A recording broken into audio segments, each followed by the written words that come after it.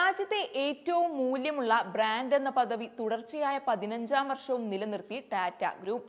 2024 brand value India 100 റാങ്കിങ്ങിൽ $2,860 അതായത് 2.39 ലക്ഷം കോടി രൂപയാണ് ടാറ്റ ഗ്രൂപ്പ് ബ്രാൻഡ് മൂല്യമായി കണക്കാക്കിയിരുന്നത്. കഴിഞ്ഞ വർഷത്തെ $2,638 അപേക്ഷിച്ച് 9% വർധനവ്.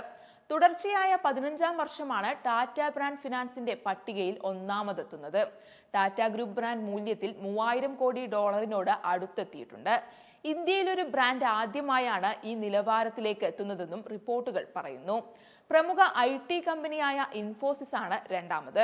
ബ്രാൻഡ് മൂല്യം $1421 കോടി അതായത് 1.19 ലക്ഷം കോടി രൂപയാണ്. $1037 അതായത് 86,532 കോടി രൂപയുമായി മൂന്നാമത് HDFC ആണ്. HDFC ബാങ്കും HDFC ലിമിറ്റഡും തമ്മിലുള്ള ലയനമാണ് ഗ്രൂപ്പിനെ മൂന്നാം സ്ഥാനത്തേക്ക് എത്തിച്ചത്. വിവിധ മേഖലകളിലുള്ള 200 ഇന്ത്യൻ ബ്രാൻഡുകളിൽ നിന്നാണ് 100 കമ്പനികളെ പട്ടികയിലേക്ക് തിരഞ്ഞെടുത്തിരിക്കുന്നത്.